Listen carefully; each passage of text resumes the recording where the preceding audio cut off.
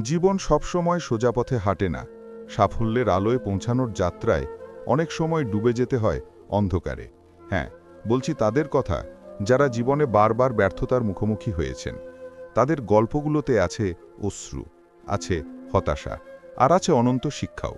আমাদের চারপাশে অসংখ্য মানুষ আছেন যারা ব্যর্থতার আঘাত সয়ে চলেছেন। তাদের গল্প হয়তো নিঃশব্দ, কিন্তু প্রতিটি গল্পই এক একটি লড়াইয়ের ইতিহাস। ব্যর্থতা হয়তো জীবনের শেষ নয়, বরং নতুন শুরুর সোপান। জীবনে চলতে গেলে কখনো মনে হয় সব শেষ, নেমে আসে না পারার ভয়। কিন্তু আজ এই ব্যর্থতা দিবসে পরাজয়ই শেষ কথা নয়, বরং প্রতিটি ব্যর্থতা হোক এক একটি নতুন শুরুর অঙ্গীকার। মোহাম্মদ শুভ ইসলাম, গাইবান্ধা সদর থেকে পাঠানো রিপোর্ট।